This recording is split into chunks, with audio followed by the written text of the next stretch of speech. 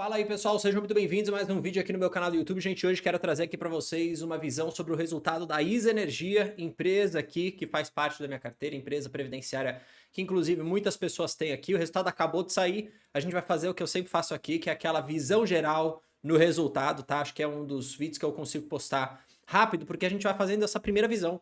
E aí eu não tenho pressa porque eu sempre posso fazer parte 2, 3, 4, indo mais a fundo em alguns tópicos que vocês queiram. Então já fica o convite. Se você acha que eu devo fazer uma parte 2 explorando algum determinado tema mais a fundo, por favor, coloque aqui, tá? A ideia desse vídeo inicial é te trazer as primeiras visões do resultado, a minha visão, tá? E claro, se a gente quiser aprofundar, temos espaço, podemos fazer parte 2, 3, 4, como eu comentei, beleza? Lembrando, a empresa previdenciária ainda com Datacom em aberto, temos mais uma Datacom aqui para o mês de março.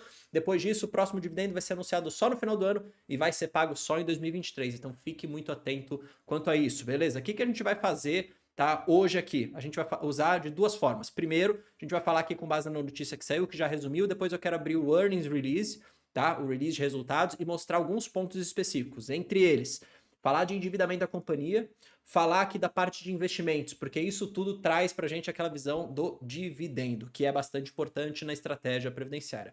Deixa seu like, se inscreva no canal, aproveite e vire membro do canal. No momento que esse vídeo está saindo, nós estamos em live no canal.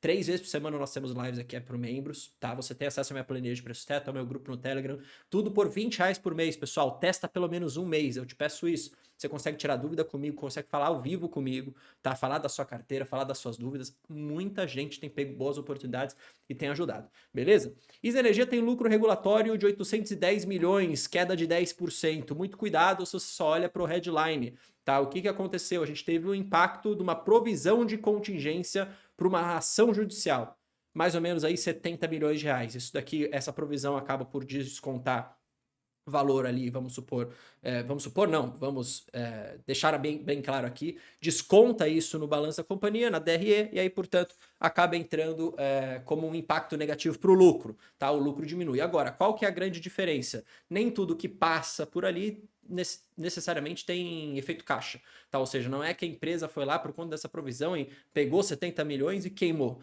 Não é isso. Inclusive, até como diz aqui a própria CFO da companhia, é simplesmente uma provisão do que poderia ser o valor dessa causa, sem efeito caixa, mas ainda há recurso em andamento.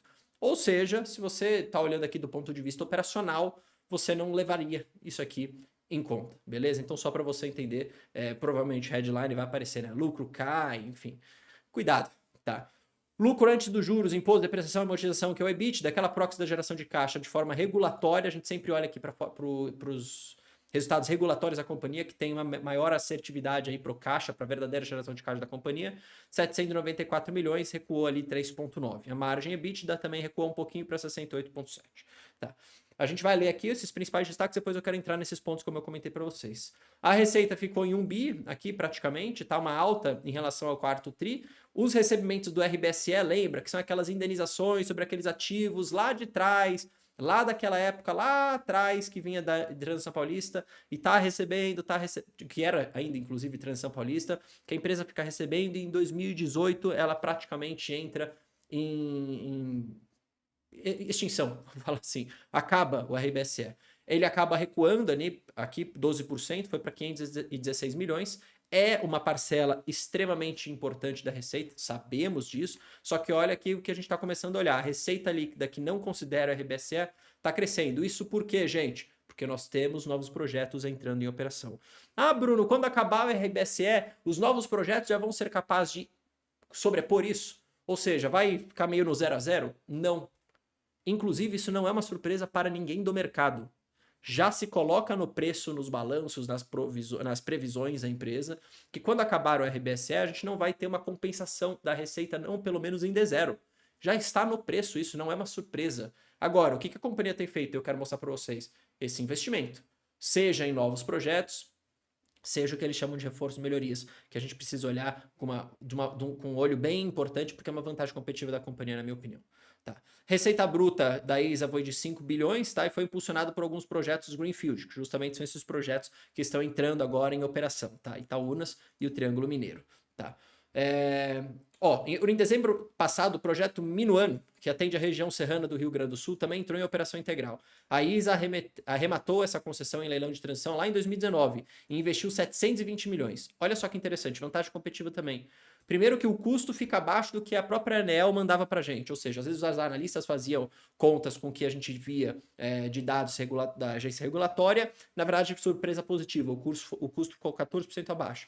E veio antes do previsto, ou seja, aqui é a empresa antecipando a sua geração de receita. Perceba que ela só começa a receber a RAP com um projeto de pé. Então, quanto antes ela coloca aquele projeto de pé, antes ela recebe a receita que vai ficar recebendo ali pelos anos da concessão. Sei lá, 30 anos, vamos supor aqui. Então, olhar para essa expertise da companhia, de conseguir colocar as coisas com custo menor, mais rápido do que o previsto, isso é vantagem competitiva, isso gera valor para o acionista, tá? Enfim, olha só o que fala aqui. Investimento e dívida. Daqui a pouco eu vou entrar ali para... Na verdade, vamos fazer o seguinte, tá? Vamos entrar agora já. Primeiro, falar um pouquinho do endividamento, tá? Que isso aqui é uma questão importante, todo mundo olha. Aqui no release de resultado, a gente percebe que a dívida bruta da companhia, tá? Ela cresceu bastante, então a gente teve aqui algumas emissões de debêntures, por exemplo, tá? Então, de novo, a companhia se financiando aqui para conseguir manter com as suas operações, participar dos leilões e tudo mais. Nada fora do comum aqui. As empresas, inclusive, se endividam, pegam ali dívidas com o mercado, como um todo, no caso aí, por exemplo, das debêntures, e usam para alavancar seu modelo de negócio. Até aqui sem nenhum problema. Esses covenants da dívida, lembra que os covenants são ali como se fosse uma regrinha, supondo aqui uma palavra para você entender, que se a companhia passa do índice de alavancagem, que é a dívida líquida EBITDA, de 3 vezes, esses covenants são ativados e, por exemplo, você tem uma antecipação do vencimento dessa dívida, por exemplo. Tá. Então, hoje a gente tem esse limite dos covenants em 3 vezes. Tá? Ou seja, essas dívidas foram emitidas, né, foram contraídas com esse covenant, a companhia tem que olhar para essa questão toda da alavancagem. Quanto que é a alavancagem da companhia agora? 272, ou seja, está quase perto do limite. Só que ainda não é o limite. Ou seja, nada a se preocupar, vamos dizer assim, nesse sentido. Tá? Depois a gente vê aquele anexo. Tá? Aqui a gente tem um pouco mais do detalhamento da dívida, né? E olha só que interessante. Primeiro, tá? Nós temos 61% da indexação da dívida ao IPCA, tá? Então a gente tem que ficar prestando atenção nisso. 34% ao CDI, a gente tem uma dívidazinha aqui com o BNDES e um 1% com outros. Agora, olha o que é importante, olha o caixa da companhia. Olha o cronograma de amortização da dívida. É dívida muito, muito longa. Tá? Então, assim, não é que nós temos uma grande parcela da dívida vencendo no curto prazo. Tá? Ou seja, hoje a companhia ela tem caixa suficiente para honrar com essas dívidas de curto prazo. E claro, esse caixa vai melhorando ao longo do tempo. Então eu não vejo como um problema hoje em ISA Energia essa alavancagem de quase 3%. Tem que ficar olhando só para não passar dos 3 para não ativar os covenants. Mas hoje tá, na minha opinião, super tranquilo. Tá? Descendo aqui, a gente olha um pouco para os investimentos. O que a gente tem, tá? Que é importante de vocês entenderem. Primeiro, a gente pode falar de duas vertentes. Os investimentos em Greenfield são os projetos de leilões, que a companhia vai lá e participa e coloca o projeto de pé, né? Então ali ficam 3, 4 anos ali colocando aquilo de pé. E ele tem aqui os investimentos em reforço e melhorias. O que é o investimento em reforço e melhoria? Lembra que é o investimento que a própria ANEEL ela dá para a empresa, inclusive aquele benefício de se ela investir em reforço e melhoria na sua manutenção das suas redes antigas, né? Vamos dizer assim, numa infraestrutura mais legada, né, mais antiga, a empresa vai lá, investe aquilo para modernizar, para melhorar tudo. E aí a própria ANEEL fala assim, olha, por conta desses investimentos a gente vai te dar um acréscimo de RAP. Ou seja, você vai ter um aumento da receita anual permitida. Isso daqui é importante porque, de novo, é uma forma da companhia investir e já pegar o seu retorno, vamos dizer assim, num curto espaço de tempo. Ela não vai precisar investir, demorar um tempo para o projeto ficar de pé, não. Ela investe em reforço e melhoria, aí no ciclo vai lá e se reajusta aquela RAP por conta dessa questão regulatória. Tá? E a ISA Energia ela tem feito massivos investimentos em reforço e melhorias. Para você ter uma ideia, tá? Em 2024 foi mais de 1,3 bilhões de reais feitas aqui em reforço e melhorias, mais de 12% em comparação a 2023. Isso daqui é uma forma da companhia continuar crescendo a sua receita em um cenário onde a gente tem, às vezes, leilões muito concorridos, onde o Greenfield às vezes não faça tanto sentido. Mas perceba, reforço e melhorias e Greenfield. Isso tudo somado é investimento da companhia. É proxy para a gente olhar para o dividendo lá na frente. Claro que quanto mais investimento a companhia faz no curto prazo, provavelmente maior é a sua alavancagem e provavelmente menor será o seu dividendo. Mas a companhia tem conseguido fazer os dois. Tá? Se você olhar aqui para os últimos anos, a Isa Energia tem conseguido pagar dividendo para nós e tem conseguido investir, crescendo. Tudo olhando também para aquela questão, vai acabar o RBSE? O que a gente vai fazer quanto a isso? Vamos se mexer. Olha quanto investimento em projeto Greenfield foi feito de um ano para cá. Olha o aumento expressivo disso. Tá? Então, de novo, é importante você acompanhar. Tá? Não dá para você ficar só olhando para, pô, a empresa participando do leilão ou não tá. Tem que olhar, claro, mas não é a única variável. E olha como vem crescendo os investimentos. É bom, não é ruim. Você não quer também que a sua empresa não invista. Porque o dividendo que ela está pagando hoje ela é fruto de um investimento lá de trás. Então, se a empresa não investir, o dividendo de hoje pode até ser bom, mas daqui a pouco vai acabar. Tá? E aí a gente está olhando para frente, beleza?